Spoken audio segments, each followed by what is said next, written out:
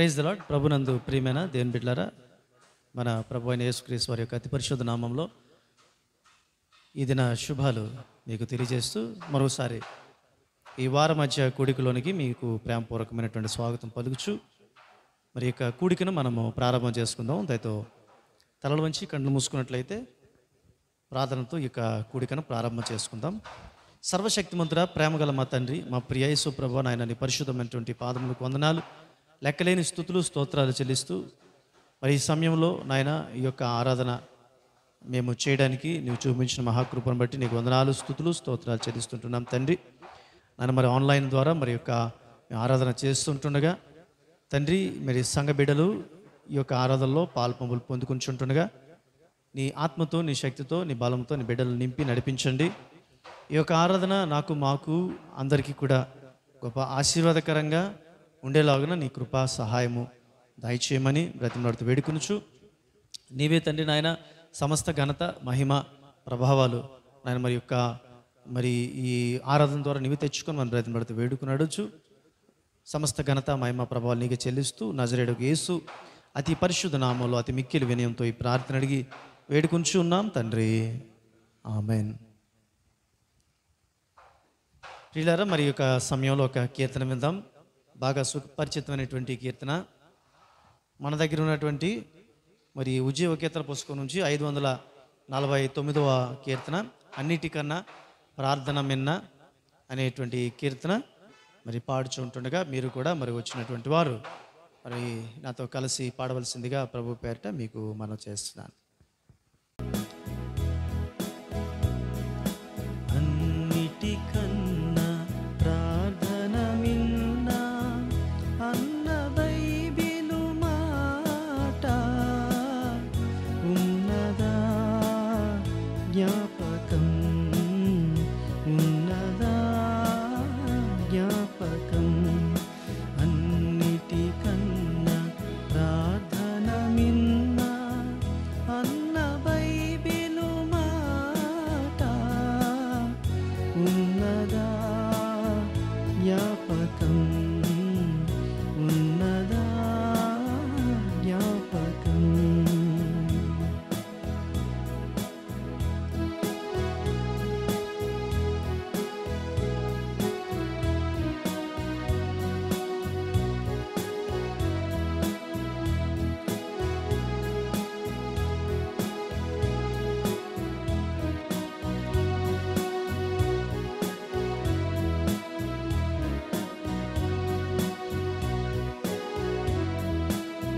శాంతి లోపల మీకు సుఖము లోకములోన,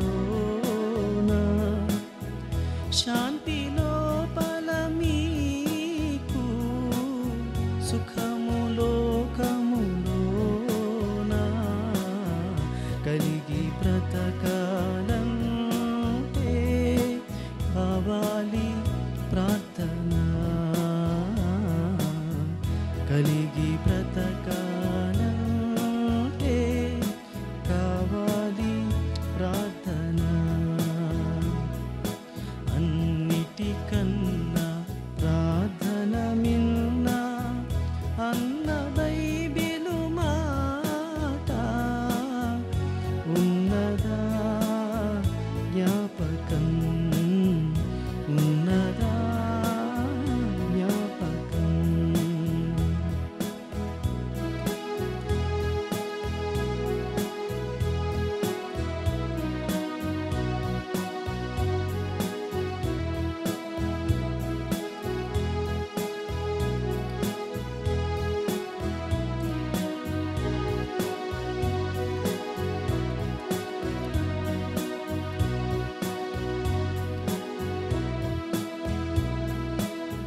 శోధనలోనికి మీరు జారి పడకుండాలంటే, శోధనలోనికి మీరు జారి పడకుండాలంటే మెండుగా ప్రార్థన ఉండాలి గుండెలో.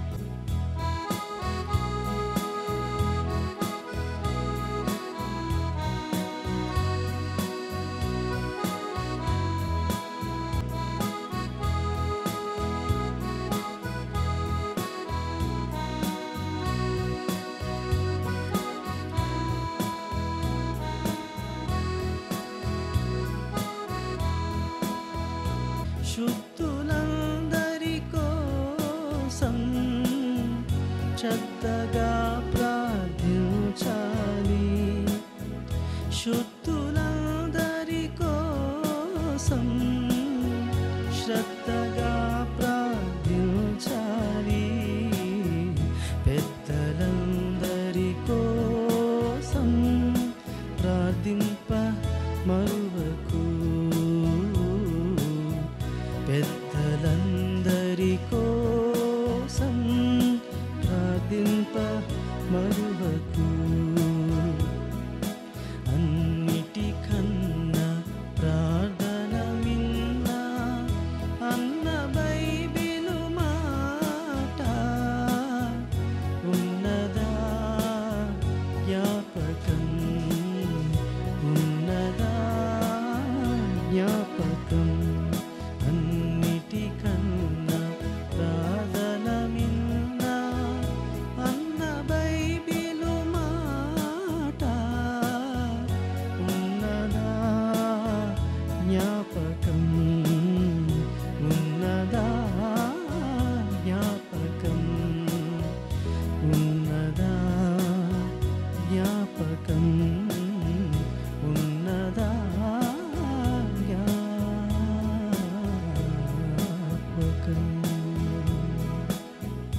మరోసారి ప్రభునామంలో మీకు ఈ యొక్క సాయంకాల శుభాలు తెలియజేస్తున్నాను. ప్రియ దేవుని బిడ్డలారా, మరోసారి మరి ఈ రీతిగా మిమ్మల్ని కలుసుకోవడానికి దేవుడు మరి నాకు ఇచ్చినటువంటి అవకాశాన్ని బట్టి ప్రభుని స్తుతిస్తూ ఘనపరుస్తూ, మరి దేవుని యొక్క ఉచితమైనటువంటి కృపను బట్టి మరి క్రమేపీ ఈ యొక్క లాక్డౌన్స్ మరి తగ్గుతూ ఉన్నాయి. అన్లాక్డౌన్స్ మరి జరుగుతూ ఉన్నాయి. ఆ క్రమంలోనే మరి ఈ మనకి వెసులుబాటు ఇచ్చేటువంటి వేళల్లో కూడా మరి మార్పులు జరుగుతున్నాయి. అయితే మనకి ఈ సమావేశాలకి చర్చిలకి ఇంకా అనుమతి అయితే ఇవ్వలేదు. మరి త్వరితగతినే మరి ఇస్తారని మనం ఆశాభావం కలిగి ఉంటున్నాం. మరి అదే విశ్వాసంతో మనం మరింత బలంగా ప్రార్థన చేస్తూ ముందుకు వెళ్దాం. అతి శీఘ్రంగా మనం దేవుని యొక్క మందిరంలో కూడుకొని ప్రభుని ఆరాధన చేసుకునేటట్లు ప్రతి ఒక్కరు కూడా మరి పట్టుదలతో శ్రమిస్తూ ప్రార్థించవలసిందిగా మనం చేస్తూ, త్వరలోనే దేవుని చిత్తం అయితే మనం మందిరంలో కలుసుకోబోతున్నాం. అందుని బట్టి ప్రభుని స్తుతిస్తూ కనపరుస్తూ మరి సమయంలో నేను వాక్యాన్ని మీకు అందించాలని ఆశపడుతున్నాను. వాక్యంలోనికి వెళ్ళక ముందు చిన్న ప్రార్థన చేసి మరి వాక్యంలోనికి వెళ్ళాలని ఆశపడుచుంటున్నాను. ప్రార్థన చేద్దాం. దయతో మరి తలలు వంచండి, కళ్ళు మూసుకునండి. అక్కడ ఉన్నటువంటి వారు అక్కడ తప్పక మరి సీరియస్గా ఈ యొక్క వర్షిప్లో మరి పాల్పంపులు పొందుకొనవలసిందిగా మనం చేస్తున్నాను. పరమ తండ్రి, నిన్ను స్తుతిస్తూ కనపరుస్తూ మరోసారి నీ పాదాల చెంతకు వచ్చాం నాయన. ఇదిగో తండ్రి నాయన, నీ పాదాల చెంత అందిస్తున్నటువంటి ఈ యొక్క వాక్యము మాకు ఆశీర్వాదకరంగా ఉండేటట్లు చేయమని వేడుకుంటున్నాం. నేను అందిస్తున్నటువంటి దాసునిపై నీ యొక్క పరిశుద్ధాత్మ శక్తిని కృమ్మరిప చేయమని వేడుకుంటున్నాం. అలాగనే మరి ఎవరైతే నేను వీక్షణ ద్వారా ఈ యొక్క ఆరాధనలో పాల్పంపులు పొందుకుంటున్నటువంటి సంఘ బిడ్డలందరినీ కూడా నువ్వు బలపరచండి. పరిశుద్ధాత్మ శక్తిని నడిపించమని వేడుకున్నాడు. చూసే ప్రతి వారికి నాయన తండ్రి, ఆరాధనలో పాల్పంపులు పొందుకున్న ప్రతి వారికి ఇది గొప్ప దీవెనకరంగా మేలుకరంగా నా తండ్రి నాయన మరి యొక్క వాక్య పరిచయం ఉండేటట్లు సహాయం చేయమని సమస్త ఘనత మహిమ ప్రభావాలను పొందుకొని వేడుకుంటూ నజరేయుడైన యేసు అతి పరిశుద్ధ నామములో అతి మిక్కిలి వినయంతో ప్రార్థన వేడుచుంటున్నాం తండ్రి, ఆమేన్.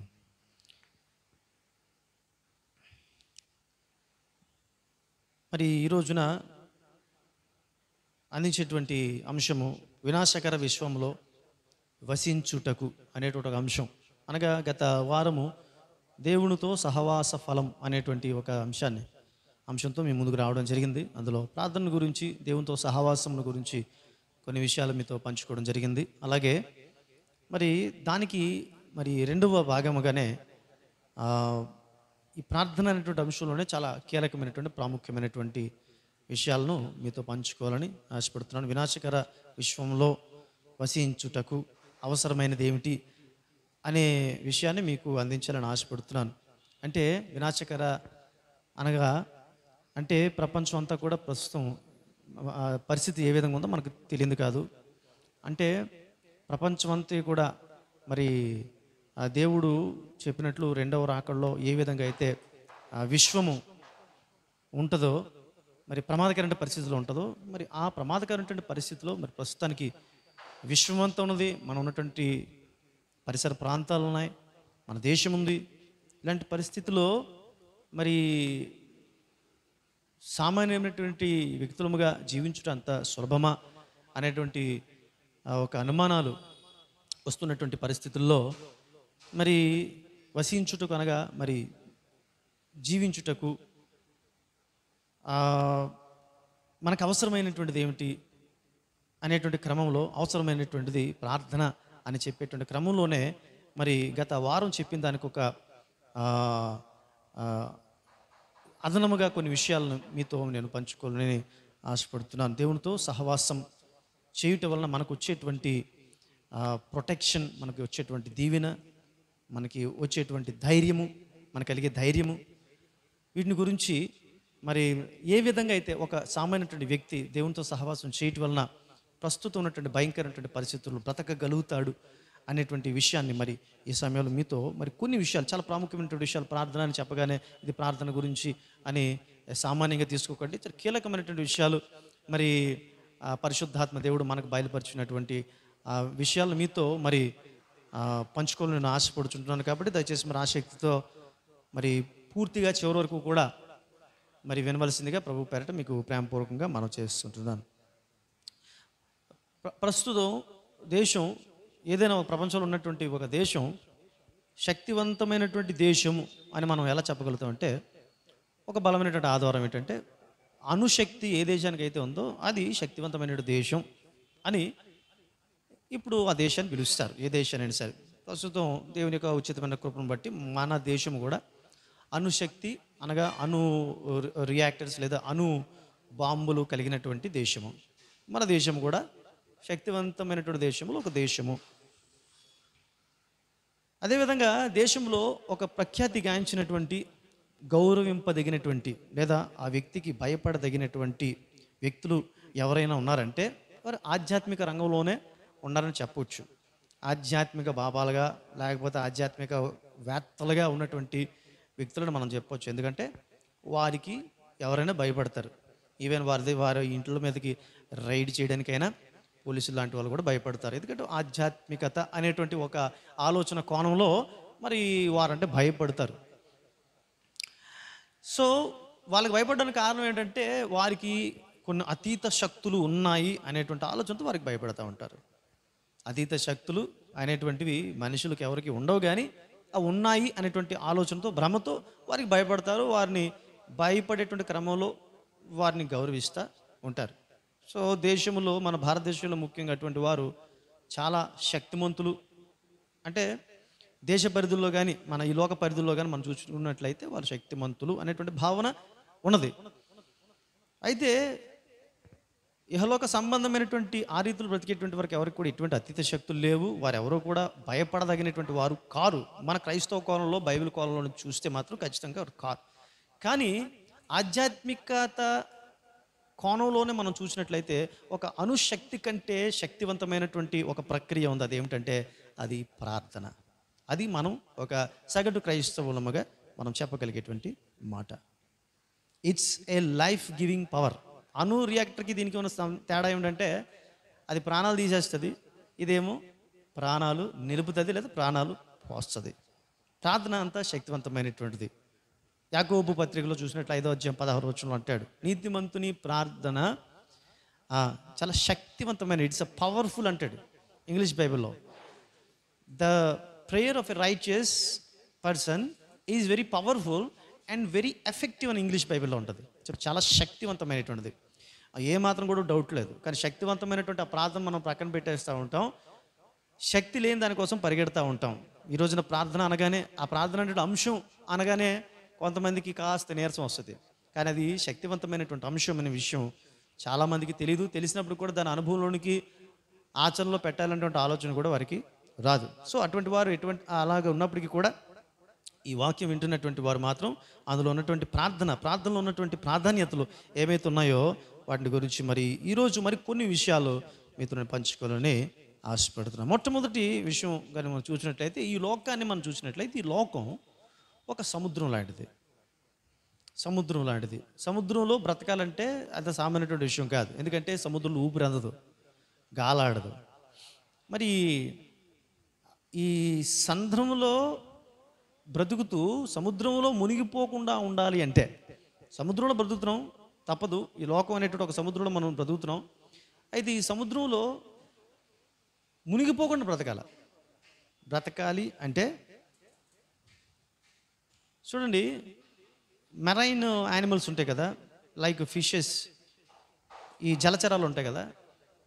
జలచరాలు నీటి అడుగు భాగంలో అవి జీవిస్తూ ఆరోగ్యంగా బతకగలుగుతాయి అన్నమాట.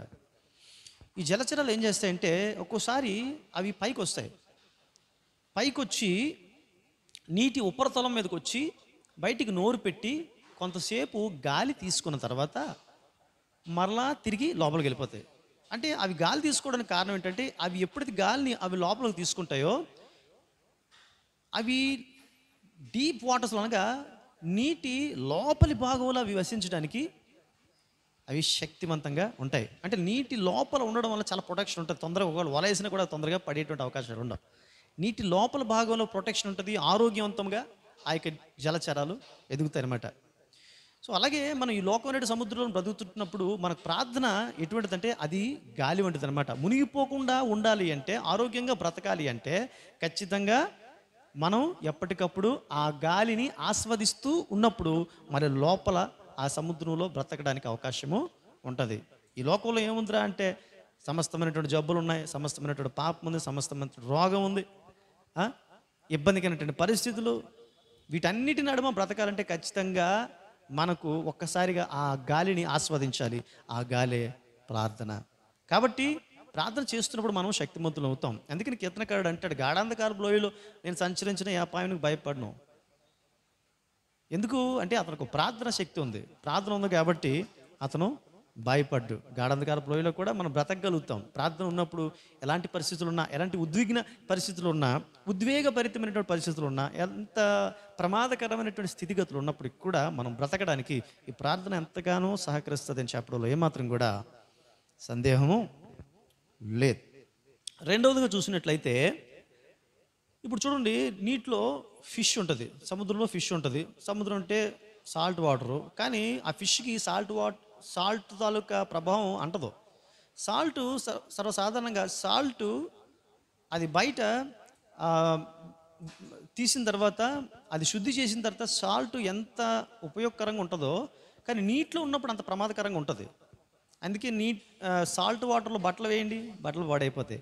సాల్ట్ వాటర్ చెక్కలకు తగలనివ్వండి, మనకు సంబంధించినటువంటి వస్తువులకు కానీ వాహనాలకు కానీ తగలనివ్వండి, పాడైపోతాయి. అలాగేంటంటే సాల్ట్ వాటర్కి పాడు చేసేటువంటి గుణం ఉన్నది, కానీ ఫిష్ పాడవదు. దానికి కారణం ఏంటంటే, దేవుడు లోపల దానికి ఒక లైఫ్ మెకానిజం, అంటే జీవదాయకమైనటువంటి ఒక విధానాన్ని ఏర్పాటు చేశాడనమాట. అందుకు అది సాల్ట్ వాటర్ ఉన్నప్పుడు కూడా చాలా ఆరోగ్యవంతంగా అది బ్రతుకుతుంది. అలాగే మన జీవితానికి ఒక లైఫ్ మెకానిజం అవసరమై ఉంది. ఎందుకంటే సముద్రం అంటే, ఈ సముద్రంలో ఎంతో చెడుగు, కల్మషం, జుగుత్సాకరమైనటువంటి పరిస్థితులు ఉన్నాయి. ఇలాంటి పరిస్థితుల్లో ఒక విశ్వాసి ఆ యొక్క సముద్రంలో బ్రతకడం అంటే సామాన్యమైన విషయం కాదు. ఖచ్చితంగా ఆ వ్యక్తికి లైఫ్ మెకానిజం అనేటువంటిది చాలా ప్రాముఖ్యమైనది. ఆ లైఫ్ మెకానిజమే ప్రేయర్. ప్రేయర్ ఏం చేస్తుందంటే, ఎప్పటికప్పుడు ఆ సాల్ట్ను శుద్ధి చేసి మనలను ఆ వాటర్లో సేఫ్గా ఉంచుతుంది. అంటే ఆ లోకమైనటువంటి సముద్రంలో కల్మషరహితులుగా చేస్తూ మనలను సేఫ్గా ఉంచుతుంది. ఏ వ్యక్తి అయితే కల్మషం కలిగిన వ్యక్తిగా ఉంటాడో ఎప్పటికైనా సరే ఆ వ్యక్తికి ప్రమాదమే. కానీ ఆ వ్యక్తి కల్మష రహితుడుగా ఎప్పుడైతే మారుతాడో ఆ వ్యక్తి సేఫ్ అయిపోతాడు. ఆ కల్మష రహితునిగా చేయడానికి ఈ ప్రార్థన ఎంతగానో ఉపకరిస్తుంది అనమాట. యోసేపుని మనం ఐగుప్తులో చూసినప్పుడు, ఐగుప్తు ఒక పాప ప్రదేశానికి ఒక సాదృశ్యంగా ఉంది. మరి అలాంటి పాప ప్రదేశంలో యోసేపు వెళ్ళాడు. ఆ యోసేపు వెళ్ళిన తర్వాత అక్కడ ఎలా బ్రతకగలుగుతాడు? భయంకరమైన పాపం ఆయన ఆకర్షిస్తుంది. అతను చెడిపోవడానికి చాలా అవకాశాలు ఉన్నాయి. అలాంటి పరిస్థితుల్లో మరి పోతిఫరు భార్య మంచి ఆఫర్ ఇచ్చింది. మరి అలాంటి ఆఫర్లు ఇంకా ఎన్నైతే ఆయన పొందుకున్నాడో మనకైతే తెలియదు. కేవలం అక్కడ రాయబడిన మాట యోసేపుని అట్రాక్ట్ చేసింది కేవలం పోతిఫర్ భార్యను మాత్రమే. మనం చూసాం. కానీ ఇంకా ఎంతమంది ఆయన అట్రాక్ట్ చేసి ఉంటారో, పాపం చేయడానికి ఎంతమంది అవకాశం ఇచ్చి ఉంటారో, కానీ ఏమాత్రం కూడా యోసేపు ఏమాత్రం కూడా ఛాన్స్ ఇవ్వలేదు. దానికి కారణం ఏంటంటే ప్రార్థన ఏం చేస్తుందంటే అపరాధం చేయకుండా, తప్పు చేయకుండా మనలను నిలువరిస్తుంది అనమాట. కీర్తనకారుడు అంటాడు 19వ కీర్తన 13 వచ్చిన, దురభిమాన పాపంలో పడిపోకుండా నీ సేవకుని ఆపుము, వాటిని నన్ను ఏలనీయకము, అప్పుడు నేను యథార్థవంతుణ్ణై నీ దృష్టిలో నేను నిందారహితునిగా, దుష్ట కార్యము చేయకుండా నిందారహితునిగా ఉంటాననేటువంటి మాట కీర్తనకారుడు ఆ యొక్క 19వ కీర్తన 13వ వచనంలో తెలియజేస్తాడు. కాబట్టి లోకంలో కల్మషహరులముగా ఉండాలంటే, కల్మషరహితముగా ఉండాలంటే, కల్మషం కలిగినటువంటి ఈ యొక్క పాపభూషితమైనటువంటి ఈ లోకంలో ఒకే ఒక ఆధారం, ఒక బలమైనటువంటి ఆధారం మనకు ఉంది. యేసుక్రీస్తు ప్రభువారు మన కొరకు ఆయన సిలువలో చేసినటువంటి త్యాగము అది వృధా కాకుండా, ఆ త్యాగం ద్వారా ఆ మలినము నుంచి మనము విడుదల పొందుకోవాలంటే ఖచ్చితంగా ఆ ప్రార్థన అనేటువంటిది చాలా ప్రాముఖ్యమైన, అది ఒక లైఫ్ మెకానిజం. మన జీవితంలో నిర్జీవమైనటువంటి క్రియలు ఏవైతే ఉన్నాయో వాటన్నిటినీ కూడా మనలో నుంచి తొలగించి మనలను జీవింపజేసేటువంటి ఇది ప్రక్రియ ప్రార్థన. కాబట్టి ఖచ్చితంగా మనము ప్రార్థన చేయాల్సిన అవసరత ఉన్నది. మూడవదిగా చూసినట్లయితే, ఎప్పుడైనా గమనించారో లేదో, ఉప్పు నీరుని ఎప్పుడైనా చూసారా? ఈ సముద్రంలో ఉన్నటువంటి ఉప్పు నీరు పైకి వెళ్తుంది, అది మళ్ళా భూమి మీదకి వచ్చేసరికి ఏమవుతుందంటే అది మంచినీరుగా భూమి మీదకి వస్తుంది. ఇది ఒక అద్భుతం. అది ఎలా సాధ్యమవుతుంది? ఎప్పుడైతే సూర్యకిరణాలు ఈ యొక్క సముద్రం మీద పడతాయో, ఈ సూర్యకిరణాలు గ్రహించినటువంటి ఈ నీరు ఏదైతే ఉంటుందో, ఉప్పు నీరు ఏదైతే ఉంటుందో, అది భూమి ఉపరితలం మీదకి వస్తుంది అనమాట. ఉపరితలం మీదకి వచ్చిన తర్వాత అది ఆవిరవుతుంది. అది మనకందరికి బాగా తెలిసినట్టు విషయమే. ఆవిరయ్యి అది పైన ఒక క్లౌడ్స్లో ఫామ్ అవుతుంది. ఈ క్లౌడ్స్ లాగా ఫామ్ అయ్యి అది మంచి నీరుగా వర్షిస్తుంది. అది ఎప్పుడు శుద్ధి అవుతుందంటే సూర్యకిరణాలు ఎప్పుడైతే పడతాయో అది సాల్ట్ శుద్ధి అయ్యి మంచి నీళ్ళుగా ఈ భూమి మీదకి వస్తుంది. మంచినీరుగా భూమి మీదకి వచ్చి అది అనేక ఫలాలను అందిస్తుంది అన్నమాట. కాబట్టి నీతి సూర్యుని యొక్క కిరణాలు మన మీద ఎప్పుడైతే పడతాయో, యేసుక్రీస్తు ప్రభువారికి మనం ఎప్పుడైతే ప్రార్థన చేస్తామో, ఆ యొక్క నీతి సూర్యుని యొక్క కిరణాలు మనల్ని ఎప్పుడైతే తాకుతాయో, మనలో ఉన్నటువంటి ఆ కల్మషం అంతా కూడా పోయి మనము ఫలభరితంగా మారుతాం. అంటే మనం ఫలభరితంగా మారుతాము, మనం ఫలిస్తాము, తర్వాత అనేకులకు ఫలభరితంగా మనం మారిపోతాం అన్నమాట. చూడండి, ఆదికాండంలో మనం 12వ అధ్యాయంలో కానీ మనం చూసినట్లయితే 12వ అధ్యాయం 2వ వచనం మనం చూడగలిగినట్లయితే, అందులో నీవు దీవించబడతా ఆశీర్వదించబడతా. చూడండి ఒకసారి, ఆదికాండం 12:2 వచనం ఒకసారి చూద్దాం.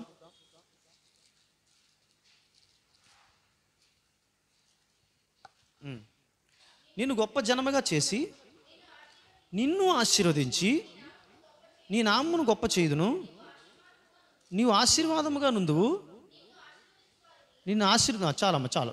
ఇప్పుడు 2వ వచనంలో ఏమంటున్నాడంటే నేను గొప్పగా జన్మగా చేసి నేను ఆశీర్వదిస్తాను అంటున్నాడు. 3వ వచనంలో ఏమంటాడంటే నిన్ను ఇక్కడ లాస్ట్లో సమస్త వంశములు నీ యందు ఆశీర్వదింపబడునని. God intends you to be blessed.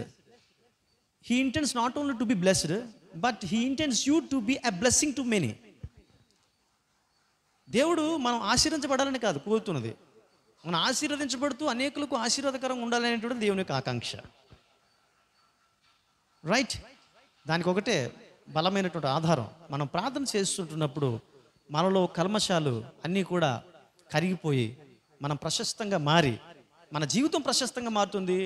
మనము ఇతరులకు ప్రశస్తమైనటువంటి ఆశీర్వాదకరంగా మనము ఉండగలుగుతాం. సో ఖచ్చితంగా ప్రార్థన అనేటువంటిది ఒక వ్యక్తిని ఖచ్చితంగా మారుస్తుంది. ఒక భార్యాభర్తలు ఉన్నారు, ఒక కుటుంబం, భార్య చాలా భక్తిపరురాలు, దేవునికి ప్రార్థన చేస్తూ ఉంటుంది. భర్తకు దేవుడు అంటే ఇష్టం ఉండదు, బైబిల్ చదవద్దంటాడు, చర్చికి వెళ్ళొద్దంటాడు. తను ఎంతో బ్రతిమలాడుతుంది తన భర్తని బైబిల్ చదవనిమ్మని, ప్రార్థన చేసుకొనిమ్మని. నేను ఇంతకుమించి నేను మిమ్మల్ని ఏమీ అడగను, నన్ను ప్రార్థన చేసుకునివ్వండి, బైబిల్ చదవనివ్వండి, దేవుడి సంధికి వెళ్ళనివ్వండి, అంతకుమించి నేను మిమ్మల్ని ఏమి కోరుకోని చెప్తుంది.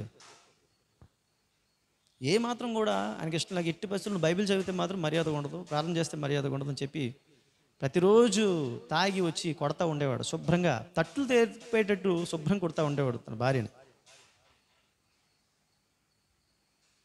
ఒకరోజు బాగా తాగేసి వచ్చాడు. ఆ రోజు ఈమె ప్రార్థన చేస్తూ ఉంది.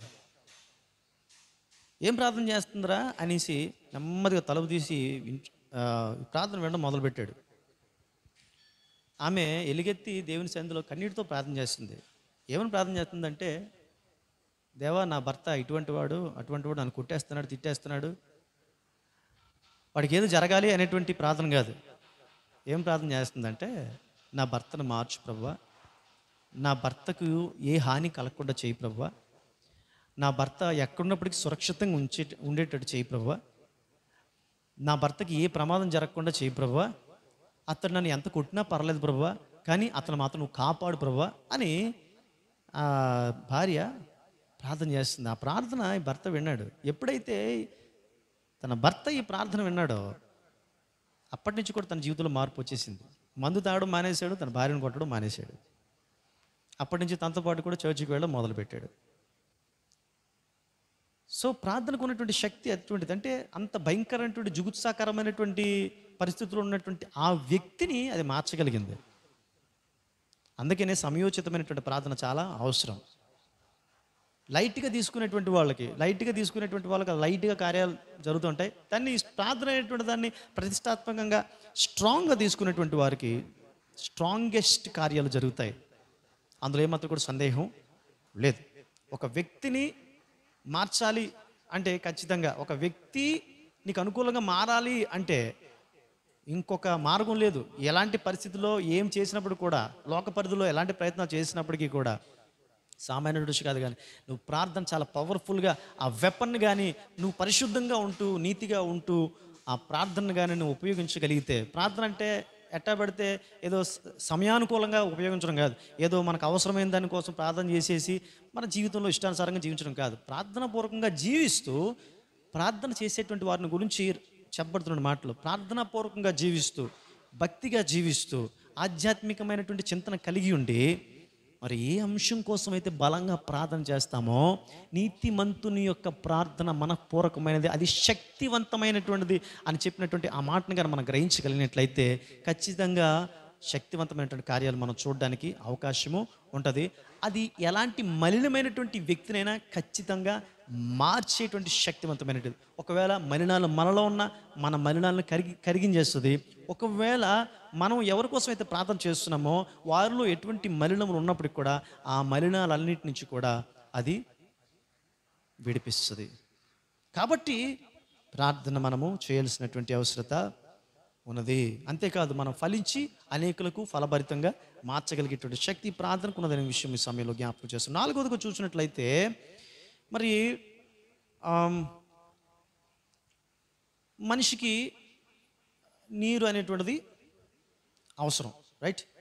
సో ఈ మనిషికి నీరు అవసరమైతే మనిషి నీటి లోపలికి వెళ్ళాల్సినట్టు అవసరత ఉండదు. ఒక్కోసారి వెళ్ళినప్పటికి కూడా నీటిలో మునిగిపోయేటువంటి ప్రమాదం ఉంటుంది. అలాగే లోకంలో జీవిస్తున్నప్పుడు లోకంలో చాలా మనకు అవసరం ఉంటుంది. కానీ లోకంలో అవసరాల కోసం వెళ్ళి మునిగిపోయినటువంటి వాళ్ళు చాలామంది ఉన్నారు. ఇప్పటికీ కూడా మునిగిపోయి బయటికి రాలేనటువంటి పరిస్థితులు ఉన్నారు. వారు ఏ స్థితిలో ఉన్నారంటే వినాశకరమైన పరిస్థితుల్లో ఉన్నారు. అంటే వారు నశించిపోవడానికి చాలా దగ్గరలో ఉన్నారు. ఈ లోక పరిధిలో నశించిపోతారు, తర్వాత నిత్యరాజ్యాన్ని కూడా కోల్పోతారు. కానీ ప్రార్థన ఏం చేస్తుందంటే ఆ వ్యక్తిని నీటి వరకు తీసుకువెళ్తుంది, కావలసిన నీటిని అందిస్తుంది. దానివల్ల ఏమవుతుందంటే ఆ వ్యక్తి నీరు కావలసినవన్నీ పొందుకొని ఆ దాహం తీరుతుంది. తర్వాత ఆ వ్యక్తికి నిత్యరాజ్యం కూడా ప్రాప్తిస్తుంది. కాబట్టి ప్రార్థన మనల్ని ఈ లోకంలో మునిగిపోకుండా కాపాడుతుందన్నమాట. ఈ లోకంలో మునిగిపోయి కొట్టుమిట్టాడకుండా, ఈ లోకంలో నుంచి బయటికి రాకుండా ఉండే పరిస్థితి కాకుండా ప్రార్థన మనలను నిర్వహిస్తుంది అనమాట. అందుకనే ప్రార్థనా జీవితం అనేటువంటిది ఖచ్చితంగా ఉండాలి. ఏ రంగంలో ఉన్నటువంటి వారైనా సరే ఖచ్చితంగా ప్రార్థన ఉంటేనే వారు జీవించగలుగుతారు. ఆధ్యాత్మిక రంగంలో ఉన్నటువంటి వాళ్ళు కూడా ప్రార్థనలో ఉండాల్సినటువంటిదే. ఆధ్యాత్మిక రంగంలో ఉన్నటువంటి మాలాంటి వాళ్ళు కూడా ప్రార్థన చేయాల్సిందే. మరి ఆధ్యాత్మిక రంగంలో ఉండేటువంటి వారే ప్రార్థన చేయాలంటే మరి సామాన్యటువంటి సెక్యులర్ జాబ్స్ చేసేటువంటి వారు, సెక్యులర్ స్టడీస్ చేసేటువంటి వారికి ప్రార్థన లేకపోతే ఇంకేముంది? ఇప్పుడున్నటువంటి పరిస్థితుల్లో అయితే లోకము రా రా నన్ను నన్ను వశపరుచుకో అని చెప్పి ఈ లోకము ఎంతగానో పలు రీతులుగా పలు విధాలుగా పలు మీడియాల ద్వారా లేదా పలు విధాలైనటువంటి డివైసుల ద్వారా పలు రకాలుగా అది ఆకర్షిస్తూ ఉంటున్నప్పుడు ఖచ్చితంగా మునిగిపోవడానికి అంత అంత ఏమాత్రం కూడా అవకాశం లేకపోలేదు. ఇలాంటి పరిస్థితుల్లో మునిగిపోకుండా ఉండాలంటే మనల్ని తేల్చేటువంటిది ఒక సేఫ్టీ బోట్లా పనిచేసేటువంటిది ప్రార్థన శక్తి అనేటువంటి విషయం ఈ సమయంలో మీకు జ్ఞాపకం చేస్తున్నాం. ఐదవదిగా మనం చూసినట్లయితే ఒకవేళ ప్రార్థన అనేటువంటిది కానీ మన జీవితంలో ఆగిపోతే పరిస్థితి ఏమిటి? ఆనందకరమైనటువంటి లోకం విషాదకరంగా ఉంటుంది. ఎప్పుడైనా చూడండి, మనం ఒక ప్రకృతిని చూస్తాం, అద్భుతమైనటువంటి ప్రకృతి, అందమైనటువంటి ప్రకృతిని చూసినప్పుడు మనకు ఎంతో ఆహ్లాదకరంగా ఉంటుంది. కానీ అదే ప్రకృతి అన్నిసార్లు మనకు ఆహ్లాదకరంగా ఉండదు. కారణం ఏంటంటారు? కారణం ఏంటంటే అది ఎంత అందంగా ఉన్నప్పటికీ కూడా అది ఆస్వాదించడానికి ఎప్పుడు కూడా మనం ఆనందంగా ఉండం. రైట్? అంటే మనం ఆనందంగా ఉండడానికి, అది ఆహ్లాదకరంగా మనకు కనబడడానికి అక్కడ ఏం లేదు, అక్కడ ఆ అందం అక్కడ అలాగే ఉంది. కానీ ఇక్కడ మాత్రం తేడా ఉంది. దాన్ని ఆస్వాదించేటువంటి పరిస్థితిలో మనము లేవని అర్థం అనమాట. ప్రార్థన మన జీవితంలో లేకపోతే మంచిది కూడా చాలా విషాదకరంగా కనబడుతుంది. కానీ ప్రార్థనా జీవితం కలిగి ఉన్నప్పుడు ఏమవుతుందంటే చెడు చేసేటువంటి వారు కూడా మంచిగా కనబడతారు, మనకు హానికరమైనటువంటిది కూడా మేలుకరంగా కనబడుతుంది. మనల్ని ఇబ్బంది పెట్టేటువంటి పరిస్థితులు కూడా మనకు అనుకూలంగా కనబడతాయి. ఇది ప్రార్థనకు ఉన్నటువంటి గొప్ప శక్తి. చూడండి ప్రియదేని బిడ్డలారా, మొక్క ఫలించడానికి ఏమవసరం? సూర్యరశ్మి అవసరం కదా. సూర్యరశ్మి తగలాల. సూర్యరశ్మి తగిలితే దానివల్ల ఫోటోసింథసిస్ అనగా కిరణజన్య సంయోగ క్రియ అంటారు. కిరణజన్య సంయోగ క్రియ ద్వారా అది ఆహారాన్ని సిద్ధపరచుకుంటుంది. చక్కగా మొక్క చాలా ఆరోగ్యవంతంగా ఎదుగుతుంది. మంచి పువ్వులైతే పువ్వులు పోస్తుంది, కాయలైతే కాయలు, పళ్ళు అయితే పాలు. ఇలాగ ఒక మొక్క లేదా చెట్టు ఫలించాలంటే ఖచ్చితంగా సూర్యరశ్మి అవసరం. సూర్యరశ్మి ఏ యొక్క మొక్క మీద అయితే పడదో ఆ మొక్కలు చనిపోతాయి. ఖచ్చితంగా ఇండోర్ ప్లాంట్స్లో కానివ్వండి, అవుట్ డోర్ ప్లాంట్స్లో కానివ్వండి, ఖచ్చితంగా సూర్యరశ్మి తగలాల్సిందే. ఇండోర్ ప్లాంట్స్లో కూడా నిపుణులు చెప్పేటువంటి విషయం ఏమిటంటే ఇండోర్ ప్లాంట్స్ కూడా అప్పుడప్పుడు సూర్యరశ్మి తగిలించి మళ్ళీ లోపల తీసుకోవాలని చెప్తారు. కాబట్టి సూర్యరశ్మి తగలకపోతే ఖచ్చితంగా మొక్కలు చచ్చిపోతాయి. అయితే అదే సూర్యకిరణాల వలన మొక్కలు వాడిపోయి అది బ్రతికించేటువంటి ఇదే సూర్యరశ్మి మొక్కలు వాడిపోయి చచ్చిపోవడానికి కూడా కారణమవుతాయి. అదే సూర్యరశ్మి ఆ చెట్టు మోడు బారిపోయిన చెట్టుగా మారిపోవడానికి కారణము అవుతుంది. దేవుని యొక్క కిరణాలు మన మీద ప్రసరిస్తున్నంత కాలము చూడండి, సూర్యరశ్మి ఎంత శక్తివంతమైనదో, ఆ సూర్యరశ్మి ఎంత తగలాలో అంత తగులుతుందో మొక్కలకి. కానీ దాని పవర్ అంతా కూడా దాని మీద పడినట్లయితే ఖచ్చితంగా మొక్క ఎప్పుడో చచ్చిపోద్ది. కానీ దేవుడు ఎలా బ్యాలెన్స్ చేస్తున్నాడు చూడండి. ఆ సూర్యరశ్మి ఎంత తగలాలో అంతే తగులుతుంది, ఆ ఎంతది గ్రహించాలో అంతే గ్రహిస్తుంది, ఆ మొక్క ఎదుగుతుంది. అలాగే అదే సూర్యరశ్మి మొక్క చనిపోవడానికి కారణమైతే మన జీవితంలో ప్రార్థన కానీ లేకపోతే ప్రార్థన ఉన్నంత కాలం కూడా దేవుని యొక్క నీతి సూర్యుని యొక్క కిరణాలు ఎప్పుడు కూడా మనల్ని తాగుతూనే ఉంటాయి. ఆ కిరణాల్లో మనం ఎప్పుడు కూడా వర్ధిల్లుతూ ఉంటాం. ప్రార్థనా జీవితం ఎప్పుడైతే పోతుందో, ఏ కిరణాలు అయితే మనం బ్రతికింపజేస్తున్నాయో అదే కిరణాల మీద మనం మాడి మసి అయిపోయే అవకాశం ఉంది. చాలా జాగ్రత్తగా ఉండాలి. ప్రార్థన మానేస్తే నాకేంట్లే, ప్రార్థన చేసిన కంటే నేను చాలా బాగున్నాను అని అనుకోవచ్చు. కానీ కొంతమందికి ఏమవుతుందంటే అది వెంటనే షాక్గా కనబడుతుంది. కానీ తర్వాత కాలంలో కొంతమందికి అది ఒక విషాదకరమైన పరిస్థితిగా పరిణమిస్తుంది. అందులో నుంచి బయటకు రావడం అంటే సామాన్య విషయమో కాదు. అందుకని ప్రార్థన చేస్తున్నప్పుడు, దేవునితో సహవాసం చేస్తున్నప్పుడు ఎప్పుడు ఆయన శక్తి మన మీద నిలుస్తూ ఉంటుంది. ఆ శక్తి ఏమవుతుందంటే మనల్ని బలపరుస్తుంది. పరిశుద్ధాత్మ ఆనాటి కాలంలో మేడ మీద ఉన్నటువంటి గడుదులో ఉన్నటువంటి వాళ్ళ మీదకి ఆ పరిశుద్ధాత్మ శక్తి బహుబలంగా వచ్చినప్పుడు వారు చాలా శక్తివంతులయ్యారు. నిజంగా చెప్పాలంటే ఆ శక్తి సామాన్యుడి శక్తి కాదు, అనేక అనుభవముల కంటే శక్తివంతమైనది. కానీ వాళ్ళు మార్చి మలమల మసైపోవాలి అందులో. కానీ వాళ్ళు సంతోషంతో ఉద్వేగభరితంగా వాళ్ళు ఎక్సైట్ అయ్యి వాళ్ళు ఆనందంగా ప్రవచిస్తున్నారు, దేవుని యొక్క మాటలు వల్లిస్తున్నారు, దేవుని స్తుతిస్తున్నారు, దేవుని కనపరుస్తున్నారు. దానికి కారణం ఏంటది? అది దేవుని యొక్క శక్తి. వారి మీద ప్రార్థన ద్వారా ఆ శక్తి వచ్చింది. కాబట్టి ఆ శక్తి వారిని నశింపజేసేటువంటి శక్తి కాదు, కానీ ప్రార్థన ద్వారా ఆ శక్తి రాబట్టి అది వారిని జీవింపజేసేటువంటి శక్తిగా మనము చూడగలుగుతున్నాం. ప్రియమైన వాళ్ళారా, దేవుడు సామాన్యుడు కాదు. ఆయన మనం చూడలేనటువంటి దివ్యమైనటువంటి ఆ, ఆ, శక్తిమంతుడైనటువంటి వాడు. మనం చూడదగని కాంతిలో వసించేటువంటి వాడు ఆయన. సామాన్యమైనటువంటి వ్యక్తికి ఆయన ఆయన చూడగలిగేటువంటి వాడు. మోషే చూడలేకపోయాడు, ఆయన్ని చూడలేకపోయాడు. ఆయన వెనక భాగాన్ని మాత్రం చూడమని చెప్పాడు. అది కూడా మోషేకి మాత్రం ఆఫర్ ఇచ్చాడు. అటువంటి శక్తిమంతుడు, కోటి సూర్య ఆ, కాంతుల తేజోమయుడంట ఆయన. ఒక సూర్యుడు మనం చూడడానికే, ఒక సూర్యుడికి యొక్క ఎండలో నిలబడడానికే మనం ఆపసోపలు పడతాం. అలాంటిది అన్ని కోటి సూర్య కిరణాలు కలిగినటువంటి ఆ శక్తిమంతుడి కిరణాలు మన మీద పడినప్పుడు, ఆయన మన మీద సొంగు చూసినప్పుడు మనం ఏమైపోతాం? మలమలమల మాడి మసైపోతాం. కానీ ఈ ప్రార్థన ద్వారా ఆయన మనం పొందుకుంటున్నప్పుడు, ఆయన మన మీద ప్రసరిస్తున్నప్పుడు, ఆయన కిరణాలు మన మీద ప్రసరిస్తున్నప్పుడు, ఆయనకి దివ్యమైన దృష్టి మన మీద పడుతున్నప్పుడు, అది మనకు ఆశీర్వాదకరంగా పరిణమిస్తుందనే విషయాన్ని సమయంలో మీకు తెలియపరుస్తుంది. దేవునికి స్తోత్రములు కలుగునుగాక. కాబట్టి ప్రార్థన మానేస్తే ఇక ఎందుకులే, నా జీవితంలో నేను అనుకున్నది జరగలేదు, లేకపోతే నేను తలపెట్టింది సఫలం కాలేదు, లేకపోతే నాకెందుకు ఈ రోగం వచ్చింది, లేకపోతే నాకెందుకు ఈ ఉద్యోగం రాలేదు, ఎవరికి లేని సమస్యలు నాకేంటి అనేటువంటి ఆలోచనతో ఒకవేళ ప్రార్థన మానేస్తే వచ్చేటువంటి నష్టం ఎంత భారీగా ఉంటుందో ఇప్పుడు నేను ఇందాక చెప్పాను. కాబట్టి అందులో ఏమాత్రం కూడా డౌట్ లేదు. కాబట్టి ప్రార్థన మానేస్తే మనకు వచ్చేటువంటి పరిస్థితులు చాలా భయంకరంగా ఉంటాయి. మనం ఏదో మనకు కలిగినటువంటి తాత్కాలికంగా కలిగినటువంటి సమస్యలే ఒక పెద్ద సమస్యలుగా మనం భావిస్తాం. కానీ ప్రార్థన మన యెహోవాని విడిచి వేరొకను అనుసరించడం వలన శ్రమలు విస్తరించాలని వాక్యం సెలవిస్తూ ఉంది. కాబట్టి దేవుని విడిచిపెట్టేసి, ప్రార్థన విడిచిపెట్టేసి మనం సాధించగలిగేటువంటిది ఏమీ కూడా లేదు. కానీ ప్రార్థనతో ఎప్పుడైతే ఉంటామో, ఎప్పుడు కూడా పరిస్థితులు ఎంత జటిలంగా ఉన్నప్పుడు కూడా మనము సేఫ్గా ఉంటాం. ఎప్పటికప్పుడు ఆయనకి చిత్తాన్ని మనం తెలుసుకోగలుగుతాం. ఆయనకు ఆలోచనలు మనం నడిచిపోతూ మనకు ఎదురయ్యేటువంటి ప్రతి శోధనల నుంచి కూడా జయించుకుంటూ వెళ్ళగలుగుతాం. ప్రతి అవసరాలు, అక్కర్లన్నీ కూడా ఆటోమేటిక్గా దేవుడు తన యొక్క ఉచితమైన కృప ద్వారా అవి తీరిపోతూ మనం ముందుకు సాగిపోతాం.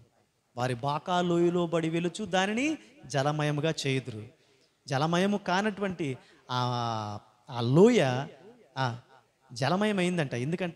ఎప్పుడైతే దేవుని యొక్క దృష్టి ఆ లోయ మీద ప్రసరించిందో. ఎందుకు ప్రసరించిందంట? ఆ లోయలో దేవుని బిడ్డలు నడుస్తూ ఉన్నారు. దేవుని బిడ్డలు ఆ లోయలో నడుస్తున్నారు. ఆయన కనుదృష్టి వారి మీద పడింది. ఆ కనుదృష్టి వారి మీద ఎప్పుడైతే పడిందో, ఆ కిరణాల తాకిడికి ఆ లోయ జలమయం అయిపోయింది. నీ జీవితంలో మోడు బారిపోయినటువంటి పరిస్థితి ఉంటే, నాకు ఇంకెందుకు, అందరికీ ఉన్నారు, అందరికీ ఇవ్వబడుతుంది, నాకు ఇవ్వబడట్లేదు, ఇంకా నేను ఎందుకు ఇంక ప్రార్థన చేయడం అని హన్నగా ఆగిపోయినట్లయితే, ఖచ్చితంగా తన జీవితంలో దేవుడు చేసినటువంటి ఒక అద్భుతం ఏదైతే ఉందో, ఆ అద్భుతాన్ని తను ఖచ్చితంగా మిస్ అయిపోయి ఉండదు. కానీ ఆ అద్భుతాన్ని తను మిస్ అవ్వలేదు. కానీ కారణం ఏంటంటే, తన పట్టుదలగా ప్రార్థన ద్వారా సాధించుకుంది. నీతి సూర్యునికి కిరణాలు ఒకరోజు ప్రత్యేకంగా తాకే ఆ కిరణాల తాకిడికి ఆమె అద్భుతమైనటువంటి రీతిలో తాను ఆ దేవుని యొక్క దివ్యమైన శక్తిని పొందుకున్నదే. మరి దేవుడు తనకు ప్రామిస్ చేసినటువంటి గర్భఫలాన్ని తాను పొందుకోవడానికి ఇది దోహదపడింది. కాబట్టి మాటలు వింటున్నటువంటి వారు చాలా సీరియస్గా తీసుకోండి. ఖచ్చితంగా ప్రార్థన మానవద్దు. ఎలాంటి పరిస్థితుల్లో కూడా, నువ్వే పరిస్థితుల్లో ఉన్నా, నువ్వెంత బిజినెస్లో ఉన్నప్పుడు కూడా, లేదా నువ్వెంత కష్టకాలంలో ఉన్నా, ఎంత కాంట్రవర్షియల్ స్టేట్లో ఉన్నా, నువ్వెంత ఇబ్బందికరమైనటువంటి పరిస్థితుల్లో ఉన్నా, నువ్వు ఎన్ని ట్రయల్స్ను ఫేస్ చేస్తున్నప్పుడు కూడా, but don't cease to pray, but keep on praying. Definitely you will see the result and he will pour out his race upon you and you will be fruitful and you will be blessed. You will be a blessing to many. Right? దేవునికి స్తోత్రం కలుగును గాక. So ఆరోదిగా మనం చూసినట్లయితే, చివరిగా చూసినట్లయితే, ప్రార్థన చేయాల్సినటువంటి అవసరత ఏమిటి? What is the necessity of praying to God? ఈ మాట చాలామందికి వస్తూ ఉంటుంది. ఈ క్వశ్చన్ చాలామందికి అరైజ్ అవుతూ ఉంటుంది. ఎందుకు అరైజ్ అవుతూ ఉంటుందంటే, గాడ్ నోస్ ఎవ్రీథింగ్. దేవునికి ప్రతిదీ తెలుసు, సమస్తము ఆయనకు తెలుసు. Then what is the necessity of praying to him? Since everything is made known to him, what is the necessity of praying to him? ఆయనకి ఎవ్రీథింగ్, ప్రతిదీ తెలుసు ఆయనకి. మరి ఎందుకు ప్రార్థన చేయాలి ఆయనకి? నా గురించి ఆయనకి తెలియదా? నా పుట్టుపూర్వతలు ఆయనకి తెలియదా?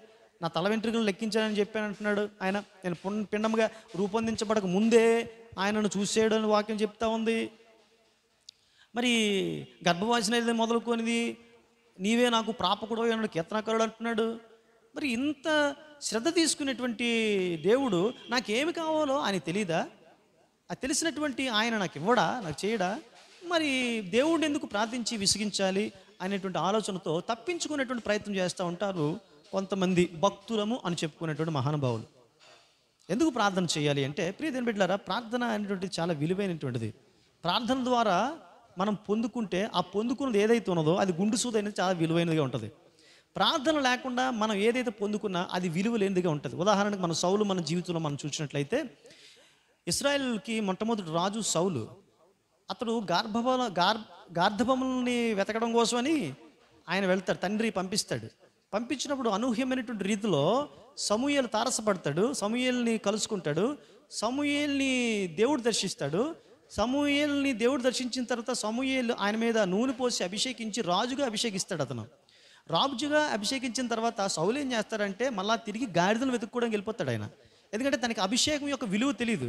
రాజుగా అభిషేకం ఎంతటి గొప్పదో దాని విలువ తెలియదు. కాబట్టి తదుపరి కాలంలో తన రాజ్యాన్ని తను కోల్పోయాడు, తన రాజ్యాన్ని నిలబెట్టుకోలేకపోయాడు. ఎందుకంటే అది ప్రార్థన ద్వారా రాలేదు, ఉచితంగా వచ్చింది కాబట్టి దాని విలువ తెలియలేదు తనకి. సో అభిషేకం పొందుకున్నాడు, నేను ఇప్పుడు రాజులని చెప్పి దేవుని వెతకాల్సినటువంటి సౌలు మళ్ళా గార్ధబాలను వెతకని వెళ్ళిపోయాడు. రైట్. ఇలాగే చాలామందికి ఈ రోజున దేవునికి అభిషేకం గురించి కానీ లేదా దేవుడు ఇచ్చినటువంటి వారికి ఔన్నత్యం లేకపోతే ఉన్నతమైనటువంటి స్థితి ఏదైతే ఉన్నదో దాన్ని గుర్తించలేనటువంటి స్థితిలో ఉన్నారు. ఎందుకంటే because I never asked to God about these things. So what is the necessity of praying to him? నాకు ఇది నేను ప్రార్థన చేయకుండానే పొందుకున్నాను నేను, కాబట్టి ఇప్పుడు నేను ప్రార్థన చేయాల్సిన అవసరం ఏంటి ఆలోచన చేస్తూ ఉంటారు. అందుకనే ఆ ఇచ్చిన విశేషమైనటువంటి ఆ స్థితి ఏమైతే ఉందో, ఆ విశేషమైనటువంటి బహుమానం ఏదైతే ఉందో దాని గురించి కనీసం దేవునికి థ్యాంక్స్ చెప్పడానికి కూడా ఆలోచన ఉండదు. దానివల్ల వచ్చేటువంటి ఫలం ఏంటంటే రాగల దినాల్లో దేవుడు ఇంకా ఏమైతే ఫలితాలు ఇవ్వాలని ఆశిస్తాడో ఆ ఫలితాలను వారు పొందుకోకుండానే వారు కోల్పోతారనే విషయం ఈ సమయంలో జ్ఞాపకము చేస్తున్నాను. ప్రియమైన దేవుని బిడ్డలారా, సో ప్రార్థన ద్వారా మనం పొందుకోలేనటువంటిది ప్రతిదీ ఏదైతే ఉందో, దేవుడు ఏదైతే ఆశిస్తున్నాడో అది ప్రార్థన ద్వారా పొందుకుంటే అది విలువైనదిగా ఉంటుంది. సౌలు జీవితంలో మనం చూసినప్పుడు ఖచ్చితంగా తన రాజ్యాన్ని కోల్పోవడానికి కారణం దేవుడు ఆ రాజ్యం ఇచ్చినటువంటి ఆ విలువైనటువంటి రాజ్యం యొక్క విలువ ఎంతదో అతను గుర్తించలేకపోవడానికి కారణం ఏంటంటే అతని జీవితంలో ప్రార్థన ద్వారా అతను పొందుకోలేకపోయాడు. కాబట్టి అతడు రాజ్యాన్ని కోల్పోయింటున్నాడు. దేవుని వెతకాల్సినటువంటి ఆయన మరల తిరిగి గాడిదలు వెతకడానికి వెళ్ళిపోయింటున్నాడు. సో మనం ఏదైనా పొందుకోవడానికి ఖచ్చితంగా ప్రేయర్ అనేటువంటి ఒక ప్రిపరేషన్. చూడండి, ఈ మేడగదిలో ఉన్నప్పుడు వీళ్ళు అపొస్తలుల కార్యాలు మనం చూసినప్పుడు మేడగదిలో వారు ప్రార్థన చేసేటప్పుడు వారు పరిశుద్ధాత్మని పొందుకున్నారు. పరిశుద్ధాత్మని ఒక్కసారి ప్రార్థన చేయగానే పొందుకోలేదు, లేకపోతే అలా కూర్చుంటుండగా అనుకోకుండా అనూహ్యమైనటువంటి రీతిలో వారు పరిశుద్ధాత్మను పొందుకోలేదు. పరిశుద్ధాత్మను పొందుకోవడం అంటే పరిశుద్ధాత్మ శక్తిని పొందుకోవడం అర్థం ఏంటంటే సరాసరి సాక్షాత్తు దేవుణ్ణి పొందుకోవడం అనమాట. అంటే ఈ లోకంలో మనకి ఏమైతే అవసరమై ఉన్నాయో వాటన్నిటినీ కూడా, అంటే ఈ లోకంలో ఏవైతే ఉన్నాయో వాటిని పొందుకోవడం గొప్పని మనం భావిస్తాం. కానీ వాటన్నిటిని ఇచ్చేటువంటి వారిని పొందుకోవడం ఎంత భాగ్యం! అంతటి భాగ్యమైనటువంటి పరిస్థితిని వారు ఎదుర్కొన్నారు. ఆ రోజున వాళ్ళు ఎలా ఎదుర్కొన్నారంటే ఒకరోజు ప్రార్థన చేయడం కాదు, వారు 10 రోజుల నుంచి కనిపెడుతున్నారు. They have been waiting for the last 10 days. They have been waiting. So ఆ 10 రోజులు ప్రార్థనలో గడిపారు వాళ్ళు. 10 రోజుల నుంచి దేవునితో సహవాసం చేస్తున్నారు. 10 రోజుల నుంచి దేవుని సన్నిధిలో ప్రార్థన చేస్తున్నారు, దేవుని ఆరాధన చేస్తున్నారు. ఆరాధన చేసినట్టు ఆ ప్రతిఫలముగా దేవుడు పరిశుద్ధాత్మను వారికి వరముగా ఇచ్చి ఉంటున్నాడు. అది ఎంత విలువైనటువంటిది! ఆ పరిశుద్ధాత్మను ఎప్పుడైతే వారు పొందుకున్నారో వారు మహాశక్తిమంతులు అయ్యారు. అక్కడి నుంచి కూడా వారు అద్భుతమైనటువంటి ఆ సువార్త పరిచర్యను వారు చేసినట్లుగా అక్కడి నుంచి కూడా మరి క్రైస్తవ్యం ఎంతగా అత్యధికంగా ప్రబలిందో మనకు తెలియనటువంటిది కాదు. పరిశుద్ధాత్మ శక్తిని పొందుకున్నప్పుడు మనం ఏ విధంగా మారుతాం, మన జీవితాలు ఏ విధంగా మారిపోతాయి, మనం ఎంత శక్తిమంతులు అవుతాం అనేటువంటిది మన నిత్య అనుభవంలో కూడా మనం చూస్తున్నటువంటిదే. కాబట్టి దేవునికి తెలుసు, అన్నీ తెలుసు. సో నేను ఎందుకు ప్రార్థన చేయాల్సిన అవసరం లేదు, ఇటువంటి విధాన వాదం కూడా చేస్తూ ఉంటారు. సరే, ప్రార్థన తప్పించుకోవడం కోసం సో మీ బాస్కి ప్రమోషన్ నీకు కావాలని తెలుసు, అయినప్పుడు కూడా బాస్ నీకు ప్రమోషన్ ఇచ్చేటట్లు నువ్వు అతన్ని ఇంప్రెస్ చేయడానికి ఎందుకు అలా ప్రయత్నం చేస్తూ ఉంటావు? కొంతమంది అయితే సార్ నాకు ప్రమోషన్ సార్ అని ఎందుకు అడుగుతూ ఉంటారు? మరి ప్రాంతంలో దేవుని దగ్గరికి వచ్చేసరికి ఎందుకు అడగరు? బాస్ ఏమనుకుంటాడంటే అతనికి ప్రమోషన్ కావాలో తెలుసు, అయినప్పుడు కూడా నేను ఒకవేళ అతని ప్రమోషన్ కావాలని తెలిసినప్పటికీ కూడా అతను అతను నన్ను అడగకపోయినప్పటికీ కూడా ఒకవేళ నేను కానీ అతనికి ప్రమోషన్ ఇచ్చేసారంటే దానికి విలువ ఉండదు అని చెప్పేసి అతను అడుక్కునేటట్టు చేస్తాడు. అట్లీస్ట్ తను అడగాలి అని కోరుకుంటాడు. ఎప్పుడైతే ఇతను అడుగుతూ ఉంటాడో, అతను ఇంప్రెస్ చేయడానికి ప్రయత్నం చేస్తూ ఉంటాడో, ఆఖరికి కొంతకాలానికి ఒకవేళ మంచి బాస్ అయితే పోలే ఇతను ఇంత శ్రమిస్తున్నాడు, ఈ ప్రమోషన్ కోసం ఇంత ఆశ కలిగి ఉన్నాడు, ఇంత ప్రాధాయపడి అడుగుతున్నాడు కాబట్టి నేను ఈ ప్రమోషన్ ఇస్తానని చెప్పేసి ఒకరోజు one fine day he will announce that you are getting promotion, you are promoted to this stage to that stage అని చెప్పేసి అతనికి ఆ యొక్క సంతోషకరమైనటువంటి వార్త చెప్తాడు. అప్పుడు ఆ ఇవ్వబడిన స్థానం ఏదైతే ఉంటుందో అది చాలా విలువైనదని గుర్తిస్తాడు. అది విలువైనదని గుర్తించి ఆ పనిలో చాలా అశ్రద్ధగా కాకుండా తను చాలా జాగ్రత్తగా ఆ పనిని ఆయన చేయడానికి అవకాశం ఉంటుంది. కాబట్టి ప్రియమైన దేవుని బిడ్డలారా, ఎందుకు ప్రార్థన చేయాలనేటువంటి ఆలోచనతో కొని ఒకవేళ నీవు ఉన్నావు, ఒకవేళ నా దేవుడికి సమస్తము తెలుసు, ఆయనకు అన్నీ తెలిసినప్పుడు నేను ఎందుకు ఆయనకు ప్రార్థన చేయడం, నాకేం కావాలో టైంకి ఇస్తాడు అని నువ్వు నిర్లక్ష్యం చేసావంటే ఖచ్చితంగా పొందుకోలేకపోవచ్చు. ఎందుకంటే దేవుడు అడిగిన మీదట పొందుకున్న తర్వాత ఆ పొందుకున్నది చాలా విలువైనదిగా ఒక వ్యక్తి ఎంచుతాడు. కాబట్టి ఎప్పుడైతే ఆ వ్యక్తి ఆ పొందుకున్నది విలువైనదిగా ఎంచుతాడో ఆ పొందుకున్న దాన్ని బట్టి దేవుని మహిమ పరుస్తున్నప్పుడు దేవునికి ఘనత ప్రభావము, దేవునికి మహిమ కలుగుతుంది. కాబట్టి ప్రార్థన అనేటువంటి అంశంలో మరికొన్ని విషయాలను ఈ రోజున మనం తెలుసుకోవడానికి దేవుడు తన విలువైనటువంటి విషయాలు మనకు తెలియపరుచుంటున్నాడు. కొన్ని మార్మికమైనటువంటి విషయాలను కూడా దేవుడు మనకి తేటతలము చేస్తుంటున్నాడు. మరికొన్ని మార్మికమైనటువంటి విషయాలు, మర్మగర్భంగా ఉన్నటువంటి విషయాలు ప్రార్థన ద్వారా మనం ఏ విధంగా సఫలీకృతం అవ్వగలుగుతాం, అది ఏ విధంగా మనకు ఉపకరిస్తుంది అనేటువంటి మరికొన్ని చాలా ప్రాముఖ్యమైనటువంటి విషయాలు మీతో వచ్చేవారు నేను పంచుకోగలుగుతాను. సో ఇచ్చినటువంటి ఈ వాక్యాన్ని బట్టి ప్రభుని స్తుతిస్తూ గణపరుస్తూ ఈ వాక్యం మన వినికులు ఆశీర్వదించి నడిపించుగాక. ఆమేన్. ప్రార్థన చేసుకుందాం. దయతో తలలోంచి కళ్ళు మూసుకోండి. సర్వశక్తిమంతుడా, ప్రేమగల మా తండ్రి, నేను స్తుతిస్తూ మేము గణపరుస్తుంటున్నాం. ప్రభువా, మరి ఈ సమయంలో మాకు ఇచ్చిన ఈ అవకాశాన్ని బట్టి నీకు వందనాలు. నాన్న, నిన్ను సేవించుట, నీ సన్నిధిలో ప్రార్థించుట అనేటువంటిది మా పరమావధి. లోకం ఏదైతే మిస్ అయిపోతుందో ఆ మిస్ అయిపోయిన దాని గురించే మరలా తిరిగి పునరుద్ఘాటిస్తూ దాని గురించి మళ్ళా నాయన మరి మర్మ గర్భంగా ఉన్నటువంటి కొన్ని విషయాలను వెలికి తీస్తూ దాని ద్వారా నాయన తండ్రి నాయన మరి దీన్ని యొక్క వాక్యంతో రంగరించి అటు విలువైనటువంటి విషయాలను మరి నీ యొక్క బిడ్డల ముందుకు తెస్తుంటున్నప్పుడు నాయన మరి ఈ యొక్క మాటలు తప్పకుండా వారి జీవితానికి, వారి ఆధ్యాత్మిక జీవితానికి బలమైనటువంటి సాధనాలుగా ఉపకరించుటకు తప్పక నీ కృపా సహాయం దయచేయం వేడుకుని అడుగుచున్నాం.